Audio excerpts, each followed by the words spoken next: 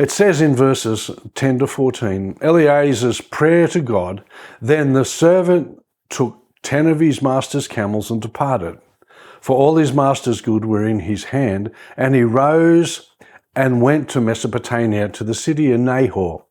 He made his camels kneel down outside the city by a well of water at evening time, the time when women go out to draw water.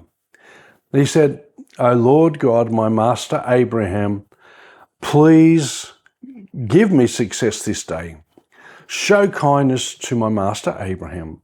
Behold, here I stand by the well of water, and the daughters of men of the city are coming out to draw water. Now let it be that the young woman to whom I say, please let down your pitcher that I may drink, and she says, drink, and I will also give your camels a drink. Let her be the one you have appointed for your servant Isaac. And by this I will know you have shown kindness to my master. This is a pretty big ask by the servant, isn't it? There's 10 camels. 10 camels. Off he goes to Mesopotamia. It's a big caravan of people. They carried substantial riches because that was what was expected to be given to the young ladies' families. All his master's goods were in his hand. So he actually got to choose what he went on the journey with. The straight line distance from Canaan to Ur of the Chaldeans is about 500 miles or 800 kilometres. But the most common route was about 1,450 kilometres. It was round like this. Nahor was the city that he went to, refers to the place known as Ur.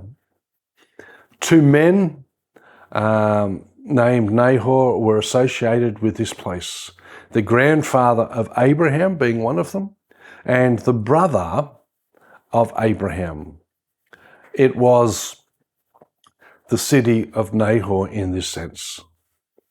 Okay, it goes on.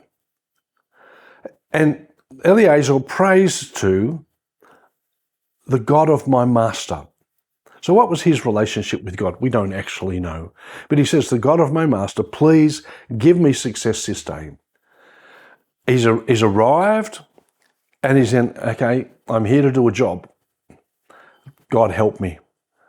What a great lesson for us.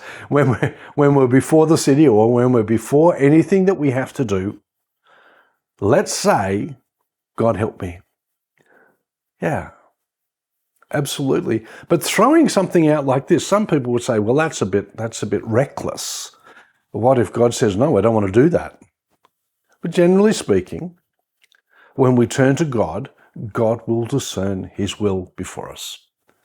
We have a way of sometimes ignoring circumstances that speak against a desired outcome.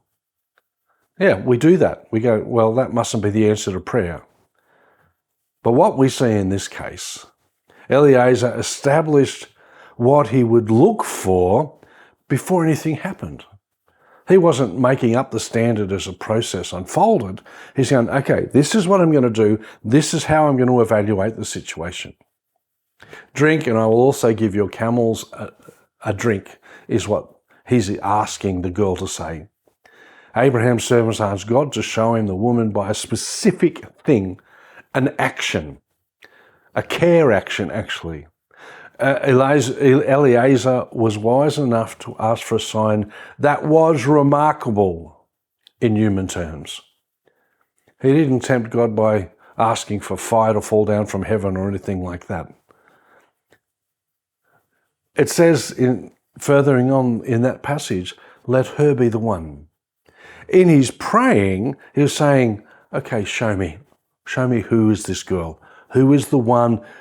And I suppose he's saying, who is the one who will make descendants as you've promised for my master? It's remarkable when you think about it. And considering that a camel may drink up to 20 gallons of water, that means 10 camels, that's 200 gallons of water. she's going to spend a bit of time and a bit of effort doing this servant-like attitude. Abraham's servant cared nothing about the woman's appearance. Did you notice that? He wanted a woman of character. That's what he wanted.